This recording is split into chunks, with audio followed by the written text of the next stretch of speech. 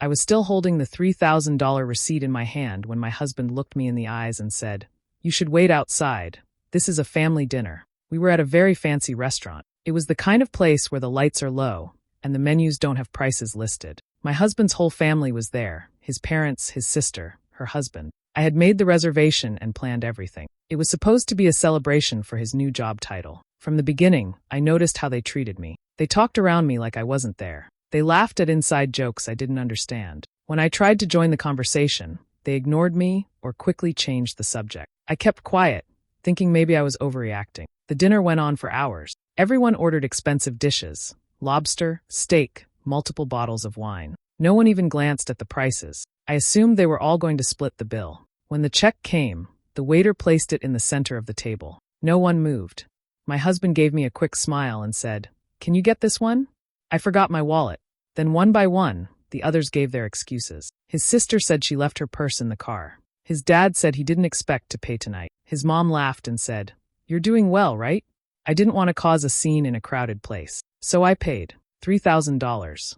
I used my card and signed the bill while they continued laughing and talking among themselves. After the payment, his sister stood up and said, "Let's take a family photo." They all got together, smiling. I got up to join them, but his mom said, "Oh no, we just want one with the family." I was confused. I looked at my husband. He looked straight at me and said, "You should wait outside." I stood there for a second, not sure what to say. No one else looked at me. They were already posing. I turned and walked outside. I stood by the front door, still holding the receipt. I looked at it again. The total was clear, $3,000. I took a picture of it with my phone and just stood there. Something shifted in me. After everything I had done, after paying for that entire dinner, they had the nerve to treat me like I didn't belong. They had no idea what they had just done. That moment outside the restaurant was quiet, but it meant everything. I had always tried to be kind and patient, but now I had seen them clearly, and they were going to remember this night, because I would make sure of it. I grew up in a small town. My parents worked hard, and we didn't have much. I learned to take care of myself early. I studied hard, worked through college, and later started a small tech company. It wasn't easy, but after a few years, it became successful. I didn't become a millionaire overnight, but I was doing well. I had my own place, a good income, and I didn't rely on anyone. That's when I met my husband. He came from a family that looked perfect on the outside. Big house, private schools, fancy vacations, and a family name they were proud of. But it was just that, on the outside. He spoke like someone who never had to worry about money. At first, I found it charming. He told me he worked in finance, and I believed him. As we started dating, I noticed he never paid for much. He always had excuses, forgot his card, paycheck delayed, bad month. I didn't think much of it back then. I was happy to pay. I liked being generous, and I wasn't keeping score. I thought we were building a future together, and that things would even out later. His parents were polite at first, but I could tell they didn't see me as one of them. They asked odd questions. "What does your father do? Are you renting or do you actually own your place?" Stuff like that. I brushed it off. I wanted them to like me. I wanted to be part of his world. After we got married, the truth became clearer. He wasn't doing well financially. In fact, he had nothing saved. His finance job was barely paying. He had credit card debt and no real plan. When I offered to help, he let me. I paid for most things: our apartment, groceries, vacations. I even helped with gifts for his parents and siblings. They thought he was providing, but really it was all coming from me. Still, I didn't say anything. I told myself it didn't matter. I believed love was more important than money. I believed that if I just stayed patient, things would get better. I wanted his family to like me, so I went along with things. I smiled when they made small jabs. I stayed quiet when they left me out of conversations. I let it go when they made decisions without me. I just wanted peace. But something changed after that dinner. It wasn't about the money. I've spent more before and didn't think twice. It was how they treated me, like I didn't belong. Like I was just there to serve a purpose. After everything I had given, they still saw me as less. That night, standing outside with that $3,000 receipt in my hand, I finally saw them clearly. And I saw myself too. I wasn't some lost girl trying to fit in. I had built my life on my own. I had worked hard to get where I was. I didn't need them, and I didn't need to prove myself to people who only saw what they wanted to see. They thought they had pushed me aside. What they didn't know was that they had just given me the reason to stop holding back. After that dinner, I couldn't stop thinking. My mind kept going back to everything I had done since we got married. I started writing things down. I pulled out bank statements, receipts, messages, anything that showed what I had paid for. I didn't plan to do anything with it. I just needed to see it all clearly. I started with the rent. I had been paying it every single month since we moved in together. He always said he would send me his half later, but it never came. I moved on to the car. We used mine. I paid for the gas, insurance, and maintenance. When something broke, I fixed it. Then I looked at the holidays. Every birthday gift, every Mother's Day and Father's Day card, every Christmas present for his family. I paid for all of it. I even remembered the time I bought his sister a designer bag for her wedding. He said it was tradition and that it would make a good impression. So I did it, even though I didn't know her that well. I added the honeymoon, flights, hotel, food. It was all me. He said his account was frozen at the time and that he would handle things next trip. There never was a next trip. I kept going. Little things too. Groceries, phone bills, repairs, clothes. All those times he said he'd get the next one, but the next one never came. I felt sick as the list got longer. I added it all up. In 2 years of marriage, I had spent over $70,000 keeping everything going. It shocked me. I hadn't even realized it was that much. I just kept giving because I thought that's what people in love do. But looking at it now, it didn't feel like love. It felt like I was being used.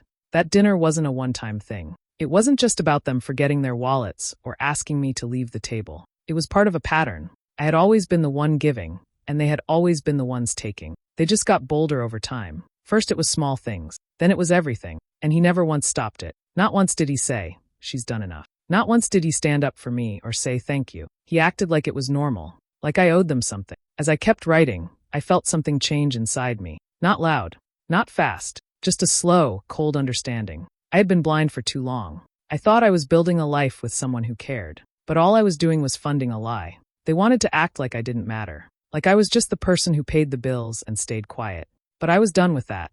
I wasn't angry in the way that makes you shout. I was calm, and I was ready. I didn't know exactly what I was going to do yet, but I knew this.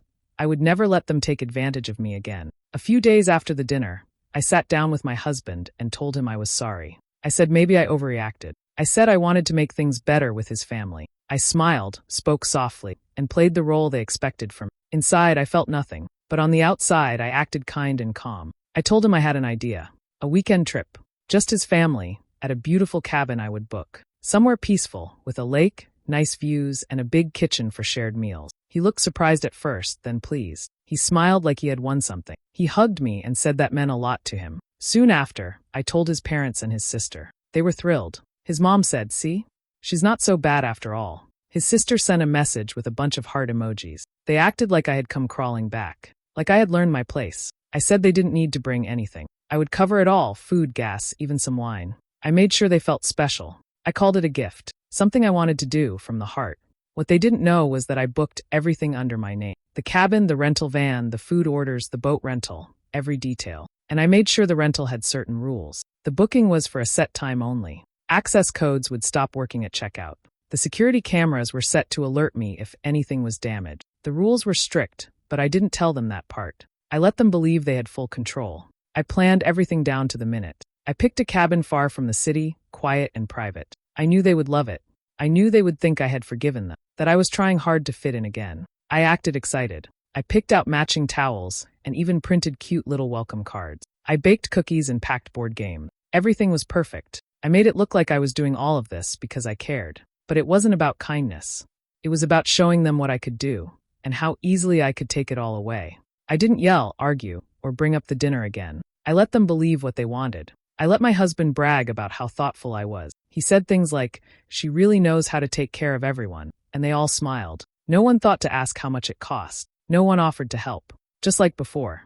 That weekend was going to be the last time I played along. I wasn't going to explain myself or try to earn their respect anymore. I wasn't angry in the loud way. I was calm and quiet. But every move I made was for a reason. They had laughed at me after that restaurant bill. They had treated me like I was lucky to be near them. Now, they were walking into something they didn't even see coming. I had planned every moment to look perfect on the outside. But hidden in all the comfort, I left small clues. I made sure everything was in my name. I had backup plans for every detail. And most of all, I had a final step ready, something they wouldn't expect. They thought this trip was a gift. They were right. It was a gift, but not for them. It was a gift to myself. A quiet goodbye, wrapped in kindness, with a twist they wouldn't forget. The weekend finally came. Everyone packed their bags, full of excitement. My husband was in a good mood, smiling more than usual. He kept saying how great the trip was going to be. His parents and sister were ready too. They wore expensive jackets and sunglasses, acting like they were heading to a private resort. When we arrived at the cabin, they all stopped and stared. The place was beautiful, wooden walls, large windows, a view of the lake, and a hot tub on the deck. Inside, it was even better. The furniture was stylish, the rooms were big, and everything smelled like fresh pine and new wood. They looked impressed. His mom said, "Wow, you really went all out." I just smiled and said, "Only the best for family." I showed them around. Each room had soft blankets, robes, and little treats I had set out ahead of time. I had even printed little signs with their names on them for fun. They laughed and said it was cute. I poured wine for everyone and started dinner while they relaxed. That first night, I made their favorite foods. I let them sit and enjoy while I cooked. I served the meal with candles and soft music. They all complimented me. His sister said, "You're such a good hostess." His dad said, "Our son is lucky to have you." My husband just smiled proudly. No one offered to help. They never did. The next day, I booked spa services and a boat ride. They loved every second. I took photos of them, laughed at their jokes, and acted like everything was perfect. They talked about how great the weekend was and how kind I had been to plan it all. My husband walked around like a king. He kept saying, "See? She knows how to treat people." They thought I was back to normal. They believed I had let everything go. No one mentioned the dinner. They thought it was forgotten. I let them believe it. I was calm, kind, and generous the whole time. I made sure they had everything they wanted. Extra snacks, blankets for the cold nights, and wine in the evening. I asked them about their lives and listened closely. I did everything right, just like they always wanted. But I left one thing behind. In the bedroom my husband and I were using, I placed something on the nightstand. It was a copy of the restaurant receipt. I had printed it out and folded it neatly. On top of it, I placed a small note that said, "Never forget." I didn't mention it. I didn't draw attention to it. I just left it there, like a quiet whisper. The weekend went on smoothly. They laughed, played games, and praised my husband. They kept saying how happy they were that I was finally acting like part of the family. But that one piece of paper sat in plain sight, waiting. The cabin was warm, the food was good, and they were relaxed. They didn't notice that something was different, that behind every kind word and thoughtful gesture, I was quietly watching. They didn't know the weekend was not a thank you. It was a message, and I had just begun. The weekend felt like it had gone perfectly. Everyone was full, happy, and relaxed. They had eaten well, taken hundreds of pictures, and soaked for hours in the hot tub. They kept saying how this was the best trip they'd had in years. My husband was especially proud. He acted like he had made it all happen. Every time someone praised the weekend, he smiled like he earned it. That last evening, they opened a few more bottles of wine. They sat in the hot tub, laughing loudly. His mom talked about planning another family trip. His sister joked that I should always be in charge of vacations from now on. They didn't know I was already finished with all of them. While they were sipping wine and floating in bubbles, I packed my small bag quietly. I had already placed everything I needed in the car earlier that day. I didn't slam any doors or make a sound. I left the lights off and moved carefully. No one noticed me walking out. They were too busy enjoying themselves. I got in my car and drove down the road to a little cafe that opened early. It was dark outside, but the cafe lights were warm. I ordered tea and sat by the window. I opened my phone and sent a short message to my husband. "The reservation ends at 7 a.m. tomorrow. Hope you brought your wallet." I turned off my phone right after that. The cabin had digital locks and automatic codes. I had set the checkout time myself when I booked it.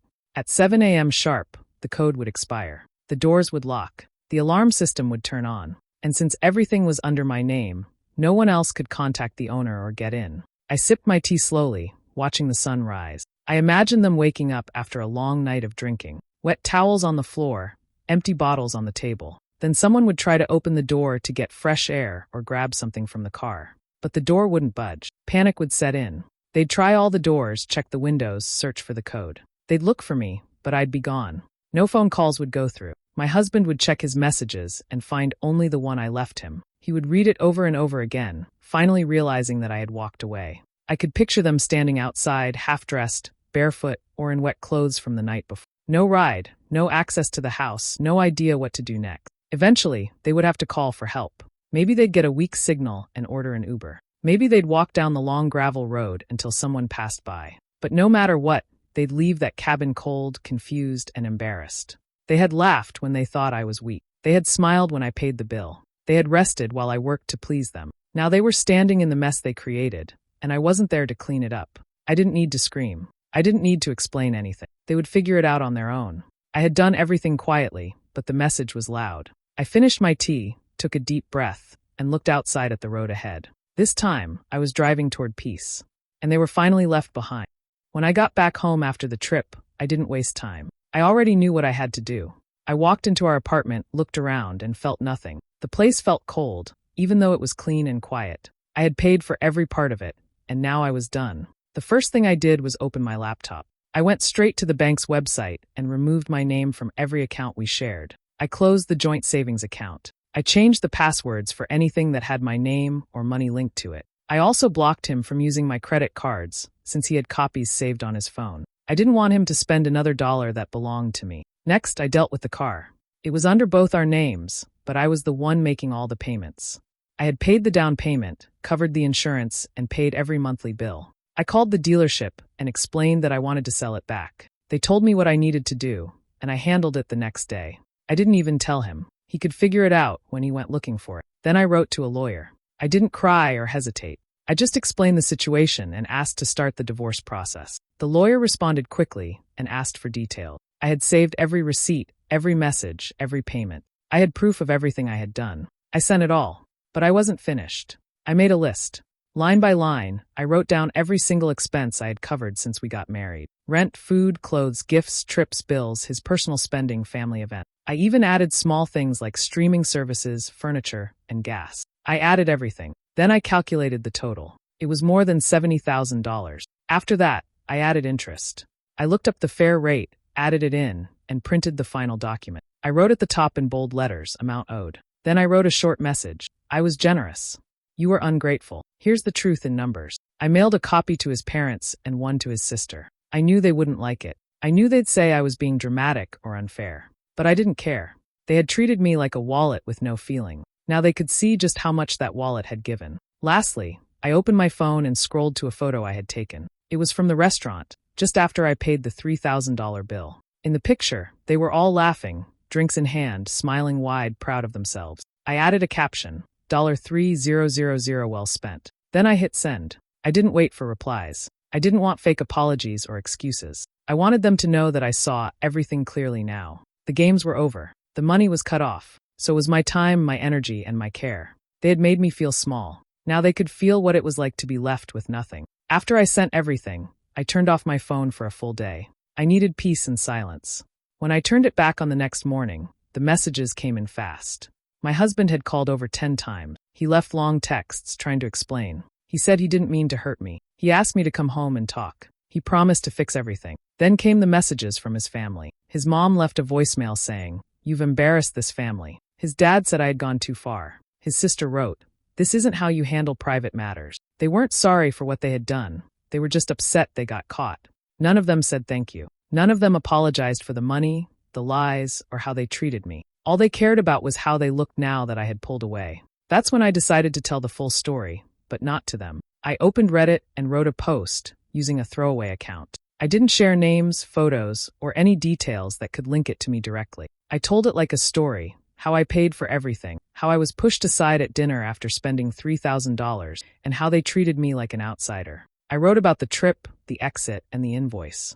I didn't ask for advice or pity. I just wanted the truth out there. It blew up overnight. People started commenting in the thousands. Most were shocked. Others were angry for me. Many said, "You did the right thing," and some even shared their own stories. The post was shared to other subreddits. It started trending. Someone made a meme out of the restaurant photo with the $3,000 well spent line. Then things got bigger. Someone from my husband's work must have seen the post. People online began connecting dots.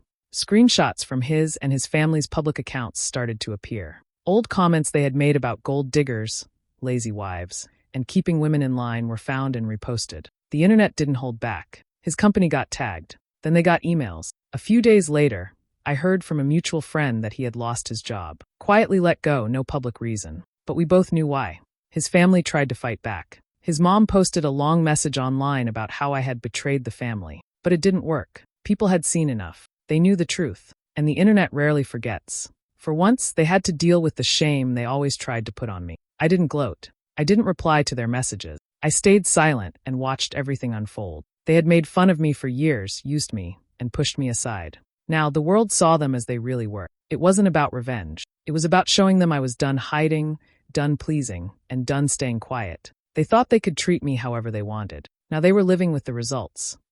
After everything happened, I booked a vacation for myself. Just me. No one to answer to, no one to plan for, and no one to please. I picked a quiet place by the beach.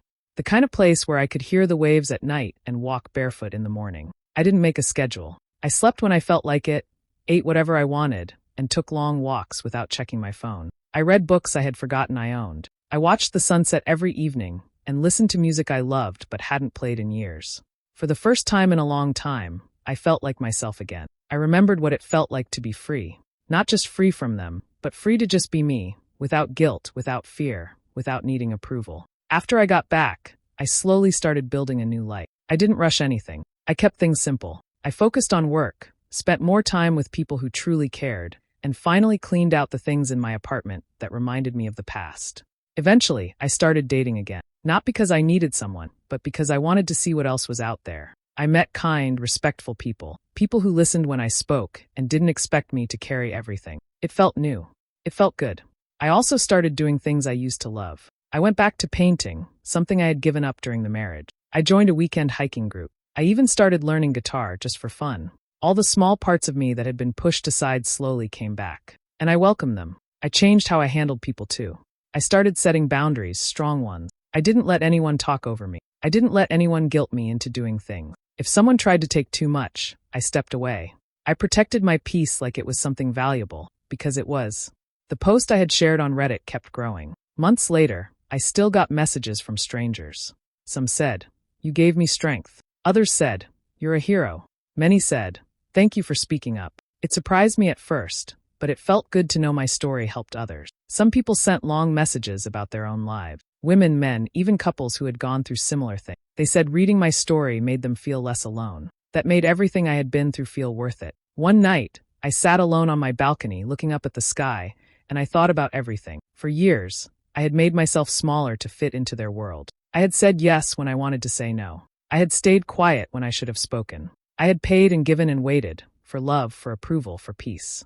But I had lost myself in the process. Now, I was done shrinking. I didn't need their world anymore. I had my own, and it was mine to shape freely and fully. I wasn't trying to prove anything now. I was just living, and that was enough. A few months passed.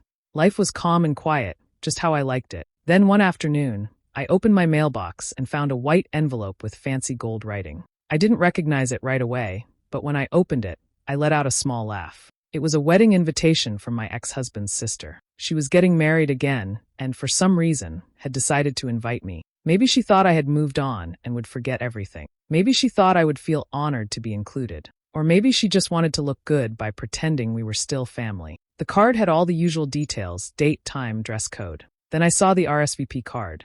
At the bottom was a space where you could write your dietary needs. I stared at that blank space for a long time. Then I picked up a pen and wrote just one simple line. I don't eat with people who throw me out after I feed them. I didn't stop there. I went to my drawer and pulled out the clean, printed copy of the restaurant bill. The same one from the night I had paid $3,000 for dinner and was told to wait outside because it was a family moment. I had saved that paper, flat and perfect, like a quiet reminder of who they really were. I folded the RSVP card neatly and placed it in the envelope. Then I slid the receipt in behind it, fully visible, untouched and unfolded. I didn't write anything else. Just before sealing the envelope, I added one more note on a small card. It said, "They should have kept the receipt. I was always going to return the favor." Then I mailed it. I didn't wait for a reply. I didn't wonder what they'd say. I already knew. Maybe they would call me rude. Maybe they'd call me dramatic. But deep down, they'd understand exactly what it meant. That receipt was more than paper. It was a line they crossed, a moment they thought I'd forget. But I never did. They thought I was done. They thought I'd stay quiet. They were wrong. Sometimes, the best reply is silence with a message they'll never forget. And this time, it was their turn to feel small. Betrayal isn't the end. It's the start of your strength. Share this with someone who needs hope today. Like, comment, and follow for real-life moments of healing, self-love, and quiet courage. Your journey to peace and power begins now. You're not alone. Let's walk this new path forward together.